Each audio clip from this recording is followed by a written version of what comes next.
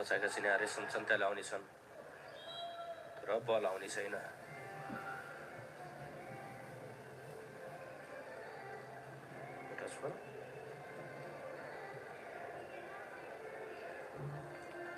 चिरञ्जीवी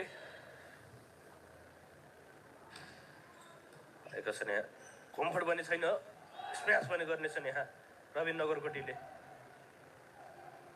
spike थियो यसपटक, रविन नगरकोटी त्यहाँ कुनै मौका दिएनन् विपक्षी खेलाडीलाई।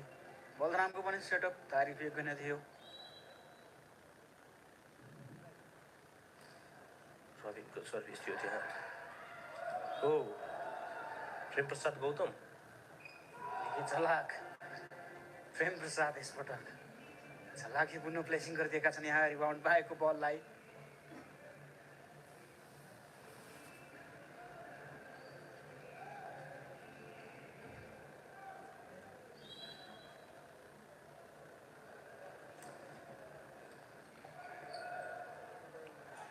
उस्मान फायद अली, रविन चान्स चाहिँ यहाँ बचाएको छ एलपी नेपालले। जियान मुराद के थियो यो सट, छाड्ने छैनन् जियान मुराद, त्यत्तिकै सहज हुन दिने छैनन्। यहाँ ब्याक साइडबाट आएका थिए उनी।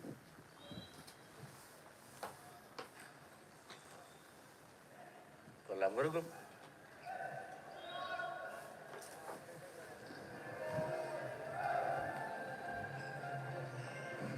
सेटमा भने नेपाल पुलिस अग्रता बढाउँदै लगिरहेको छ यहाँ।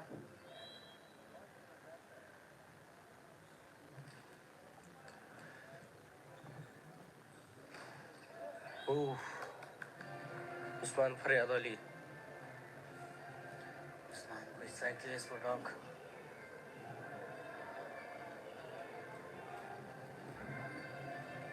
कासिफको निकै राम्रो सेटअप थियो, सहज रूपमा स्ट्राइक गरिदिएका छन्। के रोक्ने छ रविन नगरकोटी, रोक्ने छैन, सक्ने छैन उनलाई। प्रेम प्रसाद सशक्त बन्न पुगे यहाँ।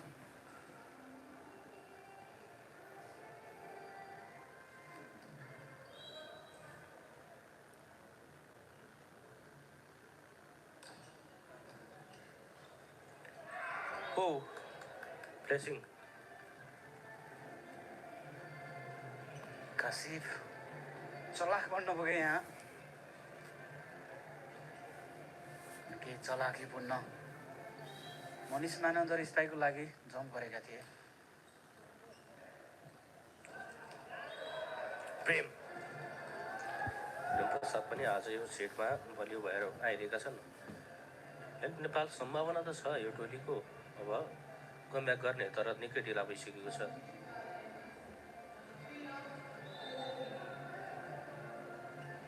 दीपक जोशी जानेछन् कोर्टमा, तयार भइसकेका छन् नेपाल पुलिस क्लबका खेलाडीहरू। यसपछि हुनेछ खेल। राम्रो रिकभरी हो रेशम सन्त्यालको, यो पटक भने रिकभर हुने छैन, ब्लक पनि हुने छैन। निकै प्रयास गरेका थिए रेशम सन्ताले, त्यही अनुसारको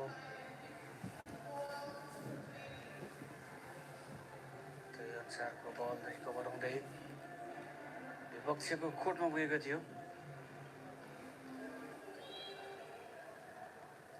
कासिफ नाभेद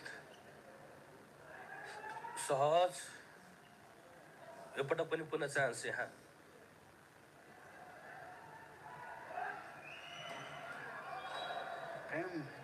आउट छ बल। फल गोदराज थिए त्यहाँ, उनको स्ट्राइक पाइरहेको छ। पावरफुल स्ट्राइक थियो तर आउट भएको छ यहाँ। बलराम यो पटक क्विक रियाक्सन हुने भएको छ। बलराम गुरुङ यसपटक आफ्नो टिमको लागि अङ्क दिलाउन सफल भएका छन्। प्रेस गरिदिएका थिए उनले।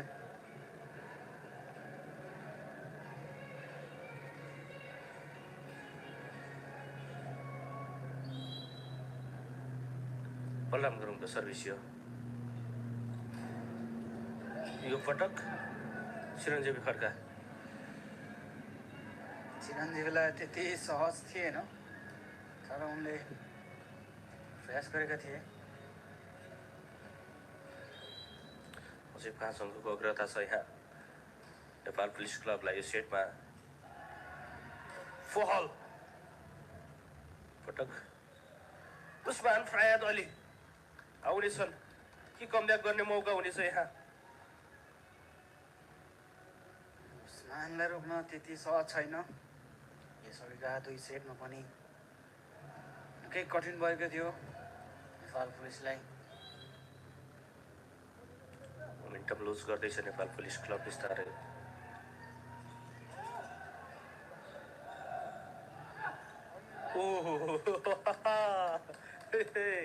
उस्मान फयाद अली अहिले फरक छन् उनी, यसैले भनिन्छ अनुभवी खेलाडीको चिनारी। Nepal police club time out लिन बाध्य भएको छ।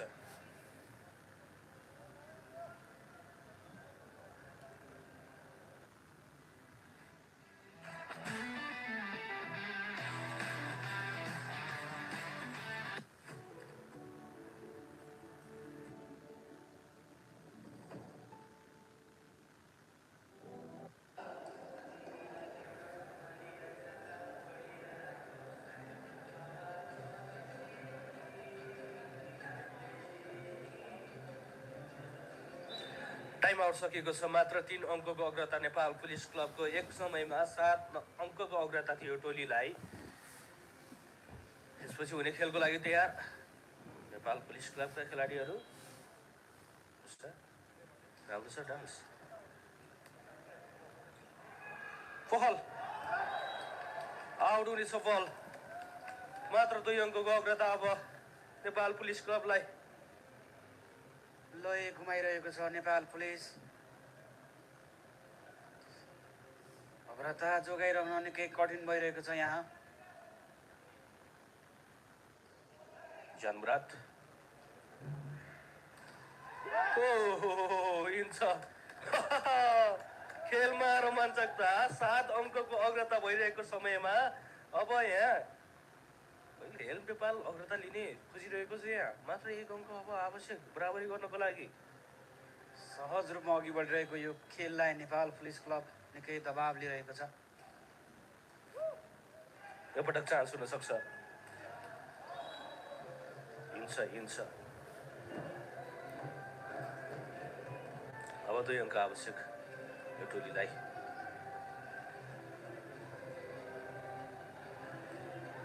दर्शकहरूको उत्साह अलिकति साइलेन्ट छ कि अब अघिल्ला 2 सेटहरूमा सहजी जित्दाखेरि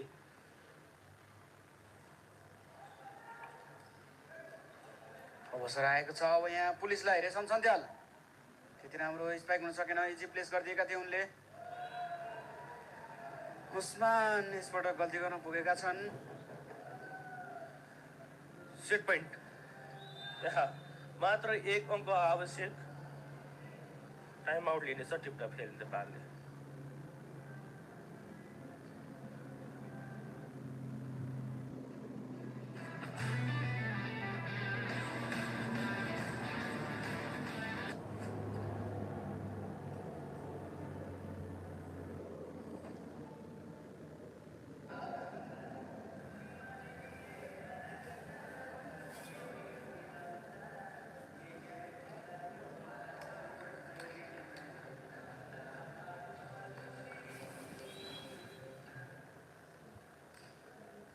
हलको सर्भिस थियो त्यहाँ।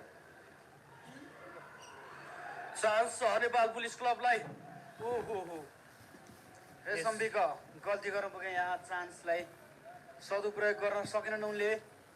यो अवस्थामा सेट पोइन्ट चाहिएको छ यहाँ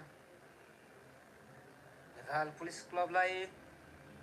मात्र अब 2 अङ्कले अघि छ। सेट पोइन्टमा नेपाल पुलिस क्लब के गर्नेछ अब। पुनः चान्स हुनेछ यहाँ। Usman Fayad Ali wow. हामीले देखिरहेका छौँ कि उस्मानको स्पाइकलाई डिफेन्स गर्न सहज बनिरहेको छैन। टाइम आउट लिएको छ नेपाल पुलिस।